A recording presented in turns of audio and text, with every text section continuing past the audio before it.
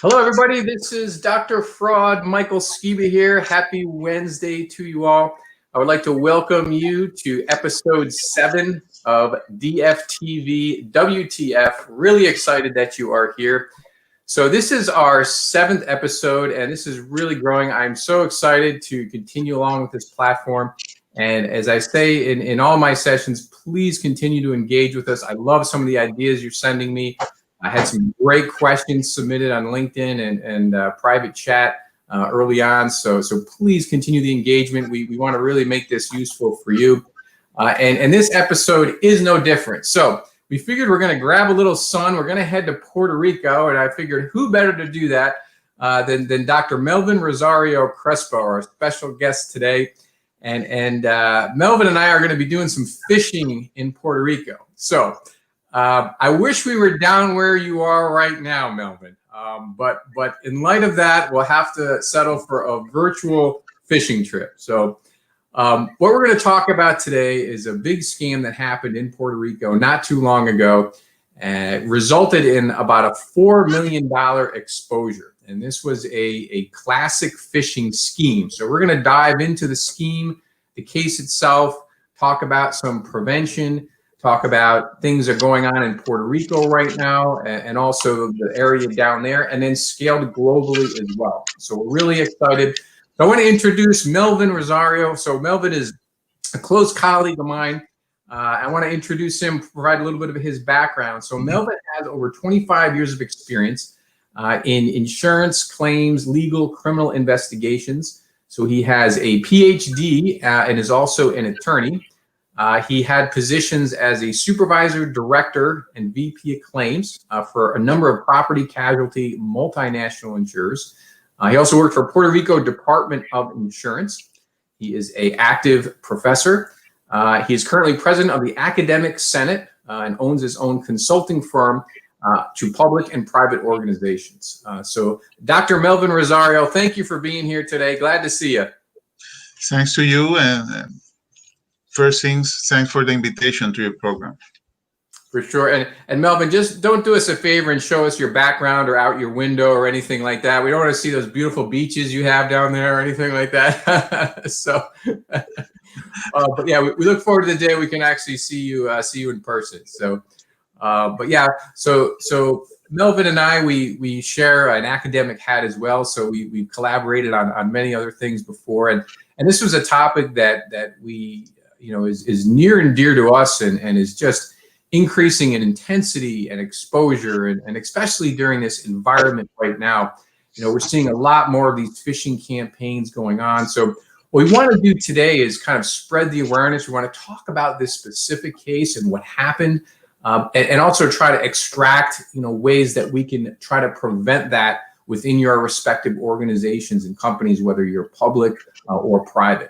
Okay, so let's talk a little bit about phishing scams, and then we'll get into the case. So here's some interesting statistics. So last year, they estimated about $1.7 billion that were lost in these phishing campaigns. The FBI recovered about $300 million of that. So you can see here the tremendous gap in losses that do occur here. So this is something, and then that was a billion, not million. So this is something that should be on a company's radar. And what Melvin and I are going to talk to you about today is some of the strategies that you can put in place from a prevention standpoint. They're simple. Some of them are very, very basic that you can implement at all levels. Okay, so we're going to talk about those, and we're going to dive a little bit deeper into some maybe some technical things that you can do as well. So with those multi-pronged approaches, that's definitely going to create a strong counter fraud culture to help prevent these types of scams happening in the first place. So let's dive into this specific case. So this one started in a government agency, and this is very interesting as well. And what the hackers did was they actually infiltrated, they gained access through a finance worker's email, right? So there were 2 employees, they gained access through that. Once they gained access through that account, what they did was they sent emails to other government agencies stating that they switched their account.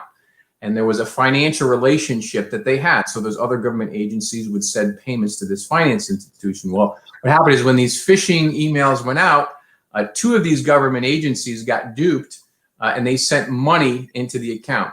So I think the first one was 63,000. Second one was 2.6 million, and the third one was 1.5 million. So, I mean, unbelievable the exposure here. And what's interesting is this was a government agency. Okay, this wasn't a private institution. So we're gonna dive into that a little bit as well. So let's just start, Melvin. Let's talk a little bit about the phishing, the phishing scams. So, are these type of scams common? I mean, this one, of course, originated in Puerto Rico, but we see this MO mirrored everywhere. So, do you see those regularly in Puerto Rico? My opinion about your question is that at the end of the day, Puerto Rico behaves according to currently general statistics, world statistics, right? If you review the last published study by the Association of Certified Fraud Examiners on the effect of COVID-19 handsome fraud, 90% of surveyed reported that they have seen an increase in scams targeting consumers. That's a very important thing. In the other hand, surveyed 75% said they have already encountered an increase in phishing through government impersonation. That is interesting. Remember that in this case that we're talking, the first intrusion, as you said, was in the system of the Government Retired Association. Well, this attempt was to obtain information regarding the debts of other agency with the association. Industrial Development Company, more than 2 millions. Tourism Company, more than 1.5 millions. And Transportation Department, for a total of $4.2 million. Mm-hmm. Secondly, the criminal organization emailed to those agencies to require deposits from them and requested to send those deposits to a different account previously used. So no doubt that we have a phishing scam here, but we also have a combined scheme through cyber attack. They gathered the information from the agency debts first, right? It is common that we see these scams combine methods like this. It's common in Puerto Rico. Mm-hmm. Okay. And what's interesting, do you find that in a lot of those phishing schemes, because in the United States, what we find is a lot of them are like the recent Twitter hacks. Okay, that was different, but that originated here in the States. But a lot of the bigger schemes are through the organized criminal element, originating somewhere else. Whether it's in Latin America or South Africa or something like this. Do you see that as well? Do you see a lot of those phishing scams coming from outside of your location? Yes. Or are they directly in Puerto Rico? No, the origin of these schemes, I mean, say always coming from other countries. Okay. And so it's interesting with this particular case is, because as you mentioned, this is a government agency. So, I mean, I'm just thinking, from a hacking perspective. We know this in the counter fraud world that most fraudsters target the vulnerable companies, vulnerable organizations, right? So I would think personally, I mean, maybe the government agencies would have more security, especially a finance company. What are your thoughts on that? Well, at the end of the day, we observe here a serious deviation, Michael, to the basic protocol of managing accounts through the electronic systems. In this case, we were able to confirm that protection of the company's database, the constant monitoring of the network is essential to avoid attacks of this nature. Actually, the results of the initial investigation made by the police department cybercrime unit was the IT system protection was very, very, ultra very vulnerable. So Okay. we don't have in this case, we don't have this protection that you mentioned at the government agency. Right. And you could see too, again, that they targeted a finance company, right? So of all the agencies they could have targeted, whether it was recreation or parks, or it could have been anything. They decided to focus on finance, of course, for that reason. Yes, your audience need to be clear that the systems must be protected to alert of uncommon entries to it. It's basic. It's not too complicated. The constant changes in passwords of authorized persons is other things. The constant changes of these passwords, the justification for these people to enter the system at specific times, among others, filters that need to be verified on a regular basis. You mentioned the beginning of the program, so it's common sense and basic things that we need to understand and to put in order in your companies. Yeah. So what kind of, I know we're going to talk about prevention, a little bit in a little bit, but what like in this case, what do you think they could have done, to try to prevent that? Well, as I mentioned, you need to monitor in the network to avoid these attacks. Monitoring is basic. Second, alert on common entries. Second, the constant changing passwords of authorized persons. The justification for these people to enter the system at specific times. No. We need to verify these things. In addition, you have in this case the disbursement of those amounts of money were not confirmed. Right. And there were elements for such confirmation. First, the amount. We have millions of dollars in only 3 transactions. Second, the change in the deposit account number. They should not have been overlooked by those officials. And if so, why they authorized them. Yeah. And it's interesting. I'm thinking, and you mentioned this is really worth talking about for a minute. Is the profile of the the employee and the user, and when they log in and when they log out, and those are things that data solutions companies can grasp very, very easily. And I'm thinking of the one of the biggest hacks in Europe, the Cartabank, that was back in 2018, I believe. And it's interesting because what the hackers did there was they utilized the same MO. They infiltrated through an internal employee. But what they did was they kept, and this is where hackers get, and we know this from an academic level, right? The research, most white collar criminals, and especially those in this space, at a cognitive level, are very, very high. So I mean, they learn to really work the system. So what these hackers did in this case was they kept their profile, their technology profile, hacking profile, very, very low. So they weren't looking at the big $1 million payouts. They were passing hundreds and hundreds of checks, under 1,000, so it didn't go on the bank's radar. But what they did from a behavioral perspective is they made sure those checks were issued to like ATMs and transferred outside of business hours.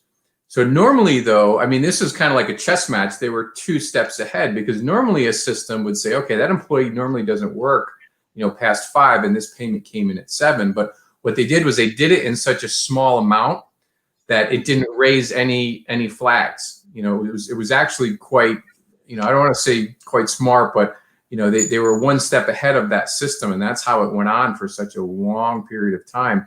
But just to your point, this, looking at behavioral profile of your employees, is it really, it's an easy step, right? I mean, it's not hard to implement a process like this.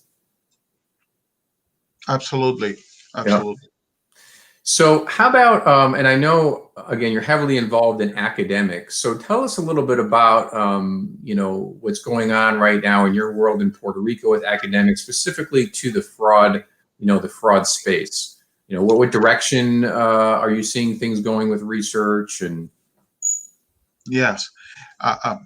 Remember, Michael, as researchers in the field of the new financial crime, we must be aware that within the characteristics of these modern crimes is the unprecedented adaptation to the condition of current life. So these criminals are taking technology and the development of informatic under advantage. Mhm. These are, no doubt, these are organized groups.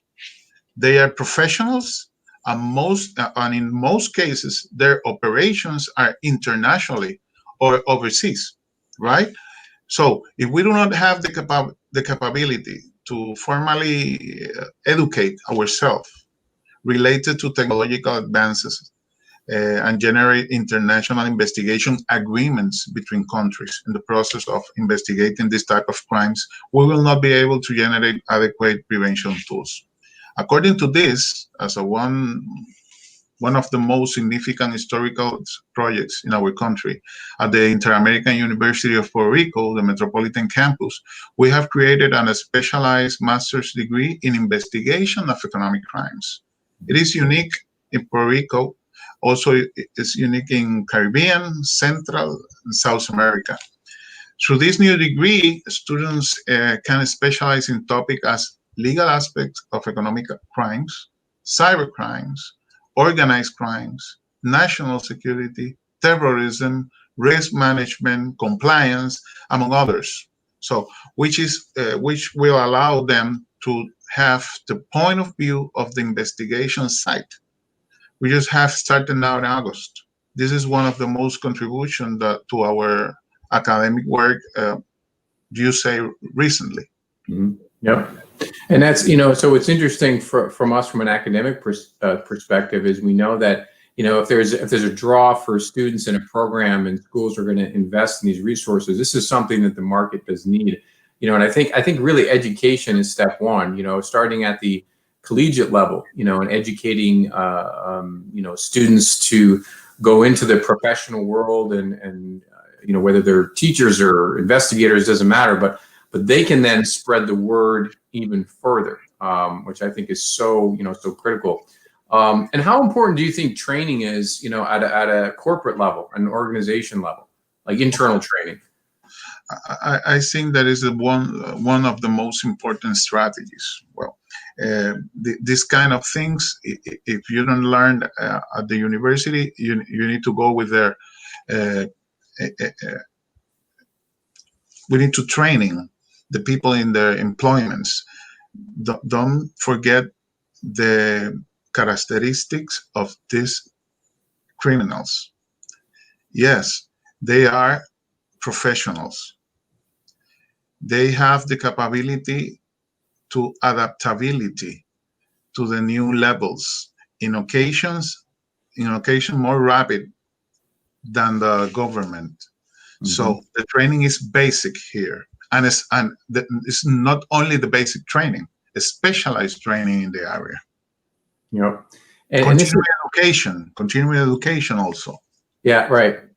And it's so important too, because as we know, the MOs of our scammers change every day. So, keeping up with what they're doing and looking at cases like this and trying to pick them apart. And I think, a couple of things that we learned from this is, the social engineering aspect of it. I mean, this is so huge, from an academic perspective. I mean, it's amazing to me getting into just training and just letting your employees know, how dangerous it is just to open an email and just to, that this is one of the most vulnerable parts of a company often. I've been involved in some testing, some cyber penetration testing. And I mean, it's unbelievable. I remember one in particular company had probably a $2.5 million or even more system, data analytical system. It was top notch. And the penetration test, we actually infiltrated through an employee. And it was just all social engineering. It was something you almost couldn't control. But what we did is we learned the pattern of the employee on a physical level. We knew when this employee would go certain places, and we were able to capture a card that was hanging off their neck. And I mean, we got access to the system, and that was it. It was like open season at that point. So I think I think starting with, from prevention, just the basic training, start there, let your people know. I always talk about the USB click test, we've seen this research, of how many people actually insert a USB stick if it's sent with no return address to an employee. Studies show 25 to 50% actually will open it, will insert it in the system. It's way too much. It should be 1% or under. It should not be a quarter to a half of your employees. So I think just creating awareness, like about this case and things that can be done to help, help the bottom line. So as far as Puerto Rico is concerned, Melvin, what do you see there in Puerto Rico, let's say, as far as fraud in general, that might be different from other regions, let's say USA, or even regions down by you? It's a nice question. In general terms, Michael, I do not observe a difference in the schemes used in Puerto Rico with other places. The behavior is basically the same, but we need to understand the circumstances of the country.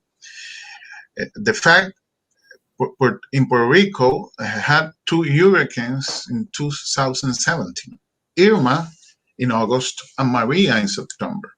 In Hurricane Maria's case, it was a hurricane category 5. While the island was still rebuilding its infrastructure, it suffered a series of earthquakes at the beginning of 2020 that reached one of them 6.4, I think, in the Richter scale. So since last March 2020, we have seen suffering from the pandemic worldwide. We need to know that this incident, the circumstances around the fraud schemes, provoke an immediate response from the country's security agents. First. Second, access to emergency federal funds, billions of funds, and a critical situation in the economy that, in my opinion, generates the perfect storm to make the system more vulnerable to this type of attack. You have here busy security agencies, billions of funds assigned to emergency, a critical economy, and including in this critical economy, the element of unemployment at very high levels, never seen, cause instability in the protection resources of the system and make it more vulnerable, right? When you are studying a fraud scheme, you need to put in your study, you need to take in consideration about the social circumstances. This can vary in the country, but at the end of the day, at this point, the word is the same. And those environmental factors, I mean, we know this from, the natural disasters. I mean, there's so many examples of the vulnerabilities there, because you have that sense of urgency with your policyholder. They need things quickly. The insurance companies want to satisfy their customers quickly, so they have to outsource a lot of things to vendors and independents, and maybe there's different relationships that happen there. So like you said, I fully agree. The perfect storm is a great way to describe it. As you have that, those vulnerabilities, and also, like you said, where you are in Puerto Rico too, just the fact that it's an isolated area, because from an economic standpoint, right? Because you're relying on a lot of import exports, so it's not like it can be organically generated, right? Is that a fair statement, would you say? Yes, absolutely. In the case of Puerto Rico, we depends from U.S. economy, and our product is 85% from U.S. Right.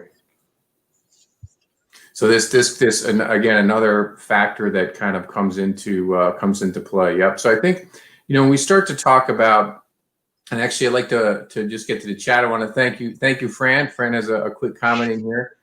So this week we see dozens of phishing hits from older emails from previous companies. Yep. So here's what's interesting about that. When we talk about prevention, I think step one we talked about. Back to basics training. That it doesn't have to be anything elaborate, but just an awareness of some of these disturbing statistics.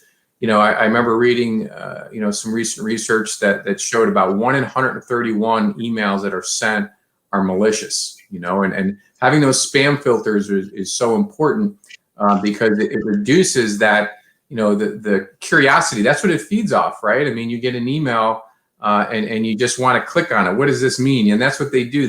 There's a psychological element to that, and that's why.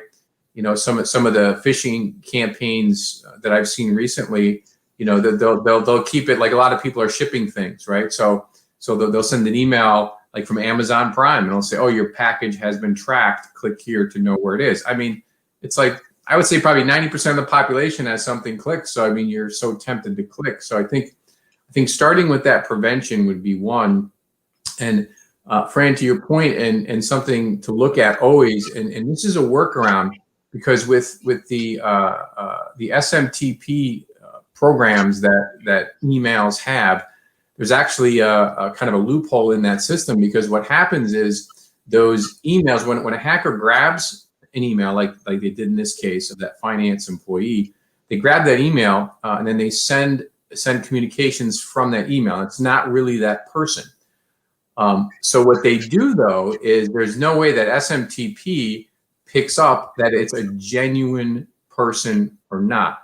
So it doesn't have that capability. So that's how these hackers get around these systems. So one way to look is if you take a look at the return email, the sender email, sometimes you can see a difference in the actual email address. So in Melvin's name, it might be 2 R's or 2 C's or a dash or no doctor or something like this. It might be a little bit different than you're used to seeing. And some platforms like Gmail, I know there's actually a drop down. If you look in the send, there's a little arrow, and you can sometimes verify, where it went and where it came from, and verify the sender. So I know internal systems companies don't often use Gmail, but there are systems in place that can absolutely help. And at the end of the day, social engineering. If I get an email from Melvin wanting me to click on a bunch of things, it doesn't sound right. You know what I might do? I just might email Melvin back and say, Melvin, are you sure? Is this cool?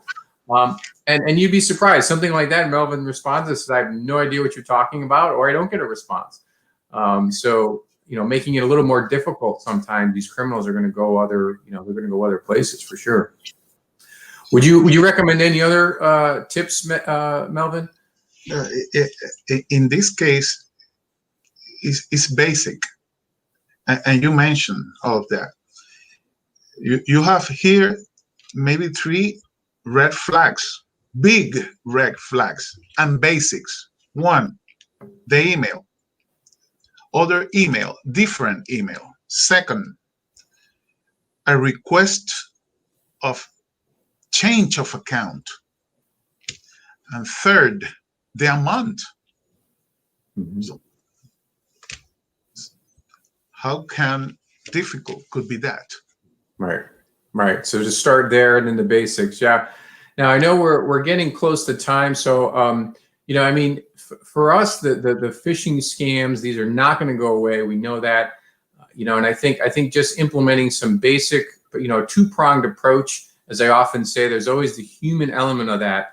Of all these fraud schemes we see, Melvin and I across the board, doesn't necessarily have to be phishing and hacking, but anywhere, it always has a human component.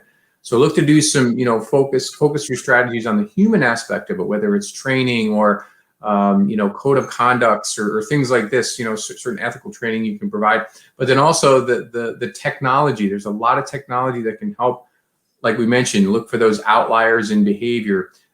Things that are outside of the norm, and look, because those can match they can keep up in a chess match with those MOs that are constantly changing.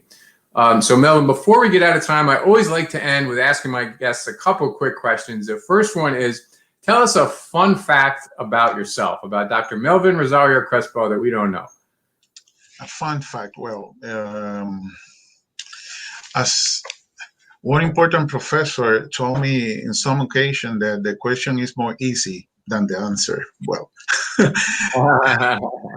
at the end of the day, Michael, I am a funny guy who lives eternally in love with my family, especially with my 8-year-old girl, who has changed our life of both, and her older sister, who is 28, and my wife, Yes, you heard very well, Michael. 20 years between the girls. I think this funny, in some occasions, scary and spooky, maybe. Very nice, Melvin. Well, Very. Michael, I live my life working on what I like, teaching what I like. What more, what more can I ask for? Mm-hmm. Absolutely, Melvin. Absolutely. And how about one final thought? The most interesting case that you've ever had. Okay, that's cool. I think though, at the end of the interview, you evaluate that. I don't know if crazy, but when I was running the anti-fraud office at the insurance commissioner, we worked on a case in which we investigated for more than a year, actually, an insurance agents who collected the money from the condominium insurance policies from around 9 buildings and never signed them to a certain company, right? After we identify and process her in a scheme involving her husband, we were able to process the case and withdraw her license. She was granted approbation. And a month later, I found that happy couple walking in the same residential area where I live. I made sure to investigate the house where they resided, and I turned out to be my neighbors. But not only my neighbors, right off the back of my property. Oh boy. Things happens. Wow. They picked the wrong neighbor, Melvin, right? Yes. Maybe I picked the wrong neighbor. I don't know. Fantastic. We always have to keep our eyes peeled, right? This is what we say. I mean, it's sometimes it's right under our noses. Always. Yes, fantastic. That's great. Well, listen, Melvin, I can't thank you enough. How can anyone reach you, Melvin, with any follow-up questions, academically, consulting, anything in your space? Yes, you can reach me by you can reach me for my cell phone, LinkedIn, Facebook. You also go to my YouTube channel, Dr. Melvin Rosario Crespo, and also at the university, Inter-American University of Puerto Rico, Metropolitan Campus, and to my office, 787-366-5336.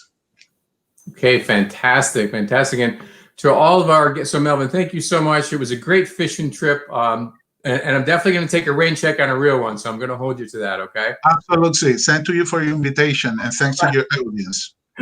Thank you. And to all the audience, I want to thank you all for joining. And we are going to post this. This will be replayed on my YouTube channel and Melvin's as well. So if you have any follow-up questions, feedback, we welcome that. You can connect with us through LinkedIn as well. This will be posted there. So feel free to continue on with the chat, those that are watching this later. So thank you again. This is episode 7. I look forward to seeing you all in a couple weeks. Have a great day, everybody, and keep in touch. You too. Bye-bye.